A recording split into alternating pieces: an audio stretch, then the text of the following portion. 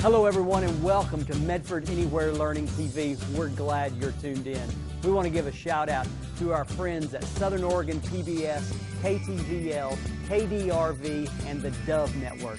Thank you for hosting us on your station. In the Medford School District, we have one shared vision, and that we believe that all are learning, and learning is for all. And what better place to do that than right here on Medford Anywhere Learning TV. Hi, I'm Catherine Zern with the Children's Advocacy Center in Medford, and I'm a licensed clinical social worker and a child and family therapist there. And I'm here to answer some questions from some very involved and caring parents. I'm Megan Purdy, and I am a parent of 3 daughters. I have Claire, that is a freshman at South Medford High School, Julia, who's a senior at South Medford High, and Ella, who is a freshman at Oregon State University. And I had some questions for Catherine that I thought I would ask her during these uncertain times. Catherine, how do we support our seniors during these unknown times when they are missing out on so many big milestones? First, I think, and this is something that I would probably say over and over again, is you start with empathy. You start with, not dismissing it, but reflecting back, the recognition that they are truly experiencing something that no other teenagers have experienced since probably World War II.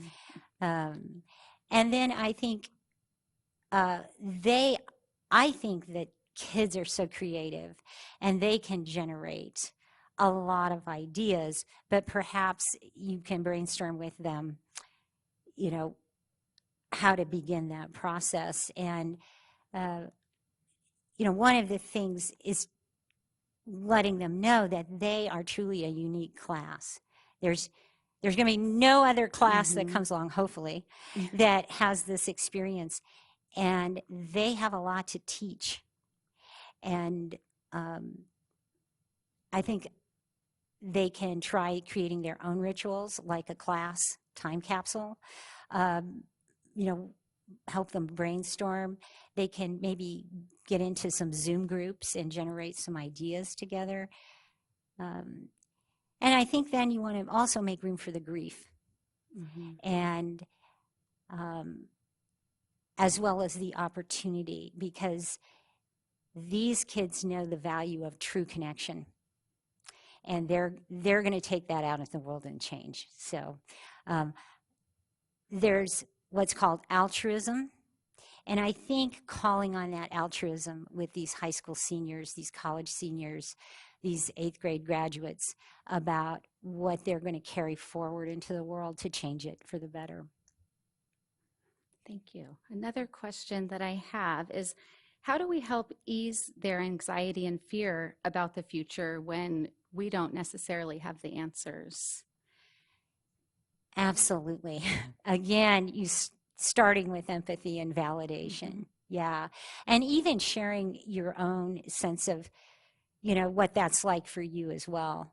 And you may even start the conversation with that. I know I'm struggling with uncertainties of this, and uncertainty creates anxiety. And I'm wondering what it's like for you. And then 3 things that are very, very important are learning how to come into the present,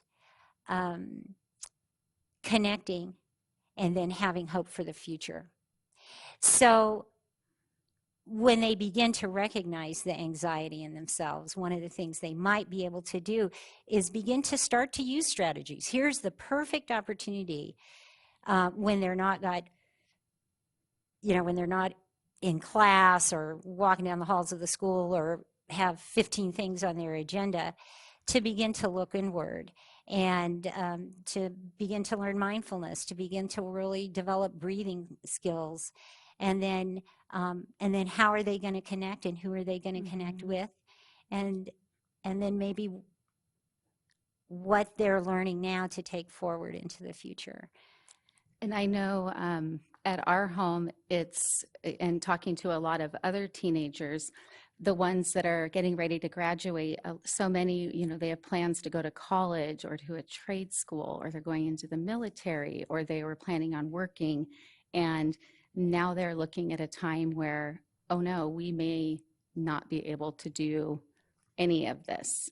And they've been waiting for this for so long. So just being able to, have the right words talking to them to ease their stress or their anxiety about nothing's going to look the same as what we thought. It's hard. Right. It isn't what they thought, but Mhm. it may be deferred, Mhm. but that doesn't mean it's disappeared. And what skills are they learning now that are going to stand them in good stead when they actually do what they've dreamed of doing? And sometimes that isn't academic. Sometimes it's a personal, uh, uh, some personal growth, some increased capacity to sit with discomfort, to learn to identify their own feelings and thoughts, and to learn to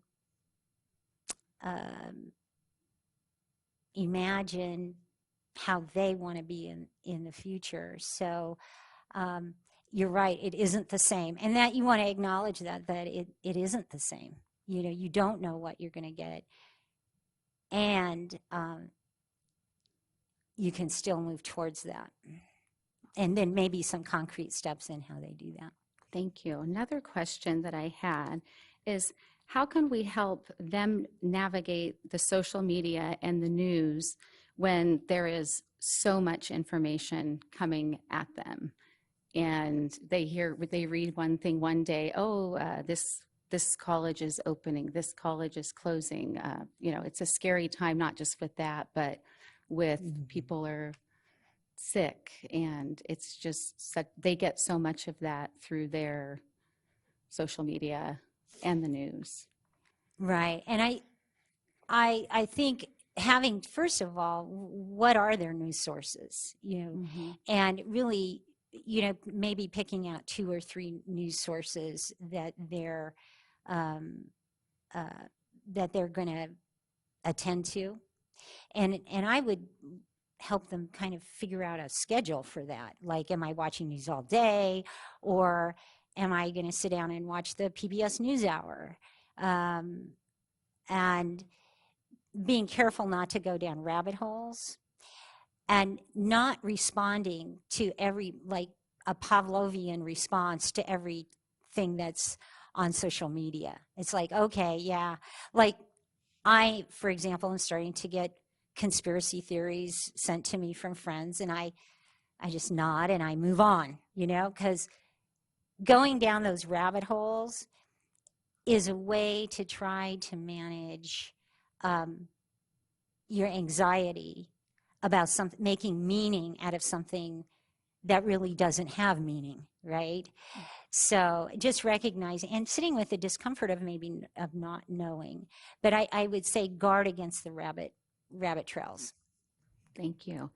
How do we teach them resilience and strength when they are feeling so much disappointment? I think that's the definition of resilience and strength, right? Is to be resilient and resolved and moving, standing in the present and moving forward in the face of disappointment, in the face of adversity. And so it's sort of a little bit like, it reminds me a little bit of the Wizard of Oz, how the Cowardly Lion wanted courage. And the reality is he had it all along. And so that's how I would frame it with them. Catherine, thank you so much for answering my questions. I really appreciate it. Thank you for your questions, and the best to you and your daughters. Thank you. Appreciate it. As a therapist at the Children's Advocacy Center, one of our emphasis is on safety, because safety is fundamental to anything else and to learning. Obviously, online safety is an issue right now, with children spending hours and hours of screen time. So one of the biggest factors in safety is parents having ongoing conversations with their children, in addition to being aware and observing. Conversations can be about, has anybody online asked you to keep anything a secret? Or has anybody brought up sexual issues with you while they're online with you? And it's also really important to talk about what your values are as a family, about privacy, what's public, and keep the conversation going. I was recently listening to a training where they said that actually there are better outcomes with when you don't rely on devices to manage everything your child is doing online, but that you're having regular conversations with them. And there are some websites that you can look at, including what's called the ICAC taskforce.org and the cyber tip line. There's a website called NetSmarts, and that's NETSMARTZ.org, and also commonsensemedia.org. Hi, I'd like to introduce you to Sally, and one of our other parents. Hi, I am Sally Constanza. I am a mom of three, 13, 12, and a 9-year-old whom attend Kids Unlimited Academy. I am so grateful to be here and so grateful for everybody who's involved and for doing all of this for the community. And Sally, you have some questions for me. I'd love to hear them. Sure. So recently, as we know what's going on with the pandemic, recently my 12-year-old told me that she feels that she is inside of a cage. How do I talk to her? How do I develop a conversation that it's not only going to help her for the moment, but for however long this lasts, and also, you know, as in life in general? So one of the places I always start is with just doing a validation statement, and that's just acknowledging how huge this is, how people haven't gone through this for many, many years, and that you can really understand how that must be hard, especially when you're 12 years old and you're active. The next thing is I would ask how much physical activity she's getting and how much outdoor time she's getting. And is that regularly built into her day? And how can she regularly build it into her day? The other thing is what types of activities is she engaging in with friends? Is it always, is she doing any virtual play dates or anything like that? Well, she is doing Zoom, you know, with her teachers.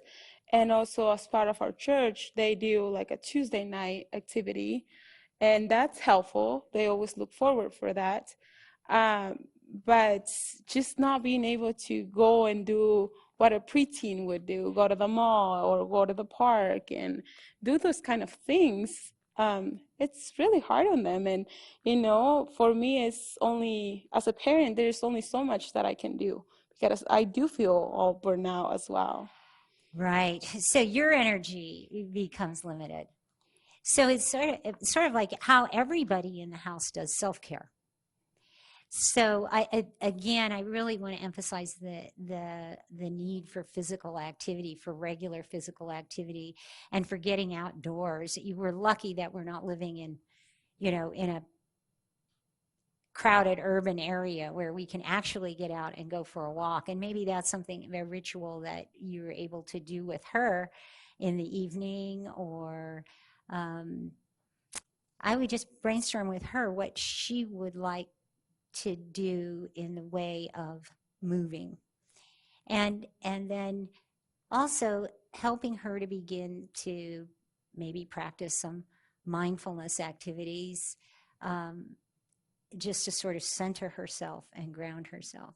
And there's a lot of great stuff online for that. Another question that I do have is for my son, who is 9 years old, and he's a really active little boy. He is hands-on. He loves to create things, and he loves to play. He plays soccer, and then in school he was doing taekwondo, and he was getting ready for a tournament on April 20th, and his energy has declined, and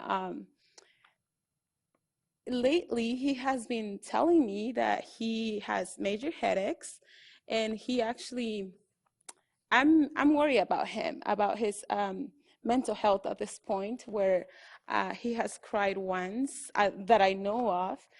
What else can I do? Great question, because he's a kinesthetic kid. He that's how he learns about the world. That's how he explores the world. And again, I can't emphasize enough, how do we get kids to be able to move and to be outside? Do you have an area around your house that he can play outside? We do. We have a trampoline. We have a dog that we Uh-huh. go for walks. Uh-huh. And so we go around the neighborhood, and then I get them wet, and I just got them a little pool, because after I found him crying, I just, and I, for my well-being too, it's like, what am I doing wrong? And so we do go for walks, but that's about it in the afternoon. And he has a punching bag that he does, but it might be different, I would say, because my husband works out of town, so it's just a 9-year-old boy with 2 girls and a mom. Uh-huh. So I don't know if that has something to do with it, being the only boy, being the youngest, and could it be?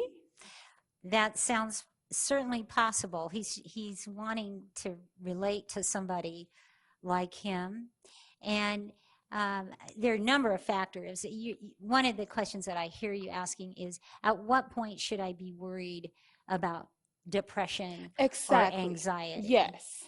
And then what are interventions I can use? And so one of the things is, is he sleeping okay? Is he eating okay? Are there things that he still enjoys? So if he was, you just can't get him out of bed, and he's stopping eating, or he's, cramming food down, or he is, suddenly having nightmares about the coronavirus or other events, then that might be you might want to call a therapist. And if not, if he's able to keep if he's sleeping, eating, and there are things he really enjoys, maybe breaking up his school time a little bit to more hands-on things, giving him more time. One thing to keep in mind that I want to emphasize over and over again is it's not all about academic learning.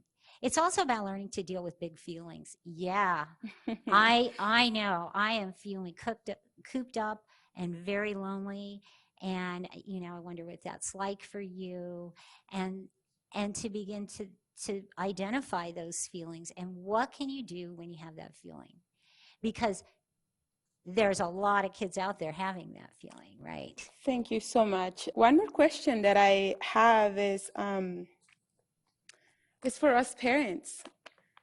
How do we deal with all of this? For me specifically, and I might be speaking for a large number of community members, I am married, but my husband works out of town all the time. He is what's called an essential worker. He works as a truck driver. And so I am home with the kids all the time, but 4 days a month. How I feel like a single mom, really. So how do we take care of our mental health when overlooking over our family and still be okay? And how do we deal with it? Because all of this is new to all of us, but for the family to function, I feel, and this is my truth, that the head needs to be all right, that we need to be okay. Mm-hmm. Right. You have to, it's the old putting on your oxygen mask before you can put the oxygen mask on your children, right? And I, th- I think it's important to have goals. I know you're in school yourself. You have demands on you, and you've got 3 children that you're helping guide them through school. I think sometimes we have to adjust expectations. And again, maybe it's not all about academics. Maybe I'm learning how to meditate. Maybe I'm learning how to do yoga. Maybe I'm learning something about myself. Maybe I'm learning, making new connections with my kids. You know, maybe I'm sitting down playing some online games with my kids that I know what they're doing. You know? And maybe I'm whatever you can see your own growth, right? And having self-compassion. He's saying, you know what I did today was enough.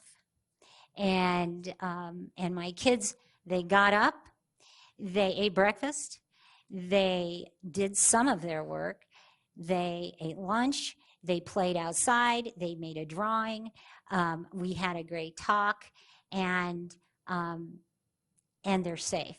I'm a great mom. And so cutting yourself some slack. Thank you. And I also forgot to mention that I also work out of the house. So that just adds up to everything. And so I know how it is firsthand to have all of that stuff. So actually that is my next question.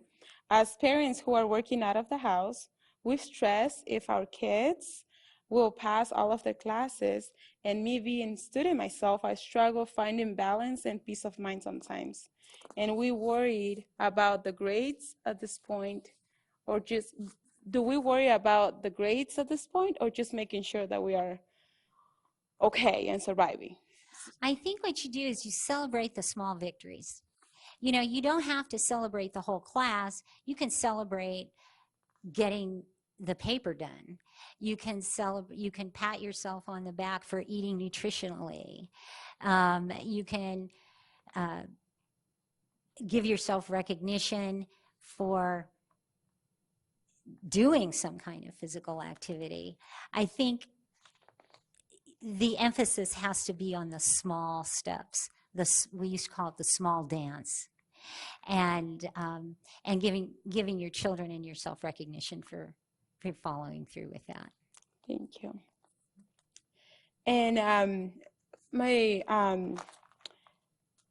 other question that I have is, for kids whom English is their second language, using a computer is hard enough for them, and yet learning from it and expecting them to pass all of their classes. And that is the case for one of my daughters who, the oldest, she came from Guatemala last year, and she's about to go to high school. And now she is not having any contact with anybody yet. She's going to school, and there's only so much she's doing, but learning a new language during this time and about to go to high school. What would you say, or what can I tell her to just encourage her to keep going? And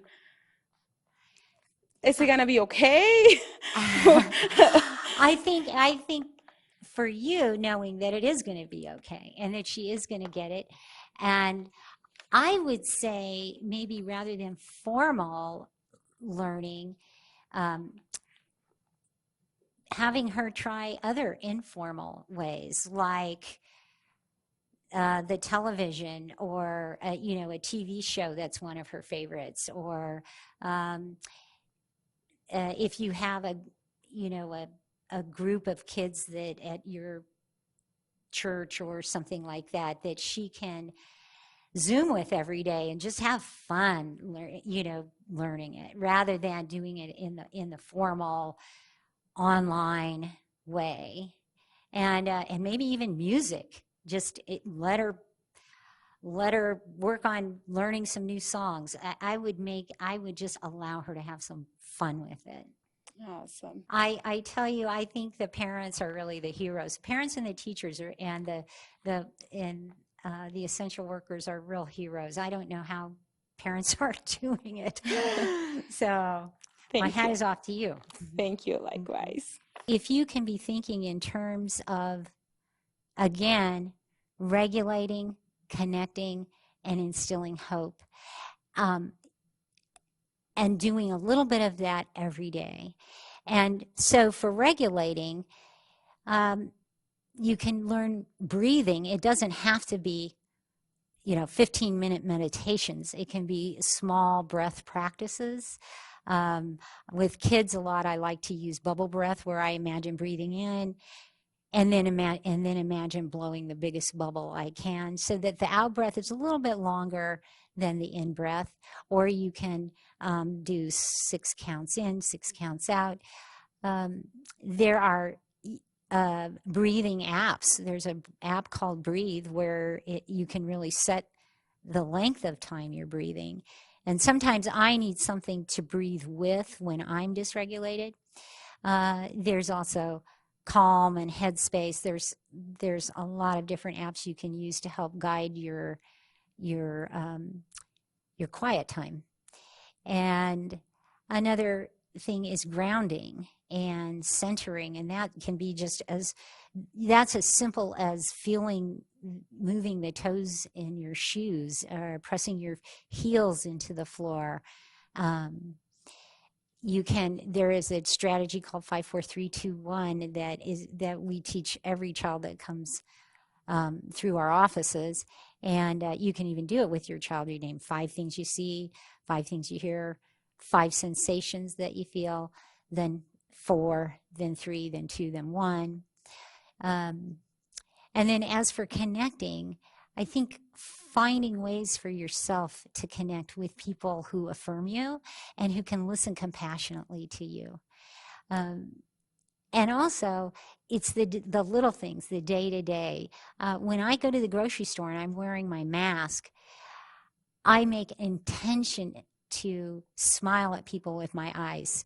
And in making that connection with people, I get the real oxytocin and the serotonin uplift. And so we need those opportunities to genuinely connect with people. If you have a faith group, and you can be checking in with, you know, someone from your faith group twice a week. And then instilling hope, having self-compassion, recognizing, again, what are you learning now, and what will you be taking out into the world as you go forward, and what are you looking forward to? And I think one of the things that this has helped us with is with the recognition that